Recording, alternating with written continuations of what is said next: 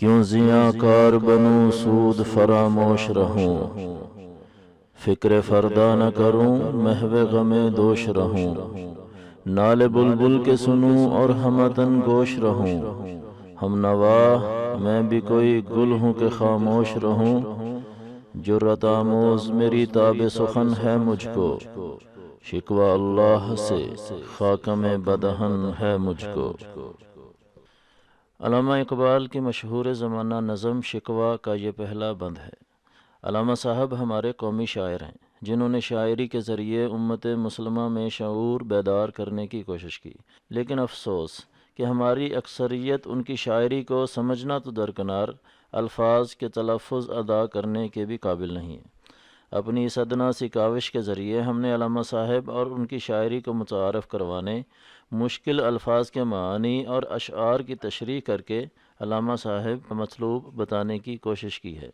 آپ کے سامنے نظم شکوہ کے پہلے بند کے پہلے مصرے، کیوں زیاں کار بنوں سود فراموش رہوں، میں زیاں کار سے مراد نقصان اٹھانے والا اور سود فراموش سے مراد اپنے نفع کو بھول جانے والا ہے۔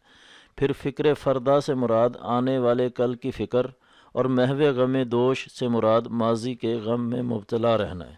اس طرح اس شعر کا مطلب یہ ہوا کہ میں کیوں نقصان اٹھاؤں اور اپنے نفع کو بھول کر کیوں بیٹھا رہوں، ماضی کو یاد کر کے کیوں پریشان ہوتا رہوں اور اپنے آنے والے کل کی فکر کیوں نہ کروں۔ دوسرے شعر میں نالے سے مراد آہیں اور التجائیں ہیں، اور ہمتن گوش سے مراد پوری طرح متوجہ ہونا ہے۔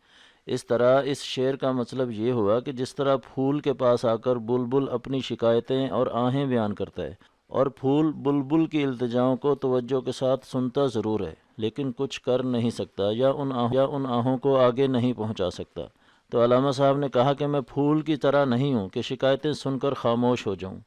تیسرے اور آخری شعر میں لفظ جرت آموز سے مراد جرت پیدا کرنے والی، اور تاب سخن سے مراد بولنے کی طاقت ہے، اور خاکم بدہن سے مراد میرے منہ میں خاک ہے۔ جب کسی عظیم ہستی کے بارے میں بات کی جاتی ہے تو اس وقت یہ محاورہ بولا جاتا ہے۔ پچھلے اشعار میں علامہ صاحب نے بتا دیا کہ میں خاموش بیٹھنے والا نہیں ہوں، کیونکہ مجھے بولنا آتا ہے، اور اسی وجہ سے میرے اندر یہ جرت ہے کہ میں یہ شکایتیں آگے پہنچاؤں۔ لیکن یہ شکایتیں آگے کس کو پہنچانی ہیں؟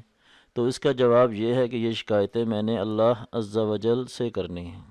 امید ہے کہ اس بند کا تلفظ، مشکل الفاظ کے معنی اور تشریح کے بعد اس کا مدعا اور مقصود بھی آپ کی سمجھ میں آ گیا ہوگا۔ علامہ صاحب کی مکمل شاعری کو اسی طرح سمجھنے کے لیے ہمارا چینل سبسکرائب کریں اور دوستوں کے ساتھ ہماری ویڈیوز کو شیئر کریں۔ اگلے بند تک کے لیے ہمیں اجازت دیں۔ والسلام علیکم ورحمۃ اللہ وبرکاتہ۔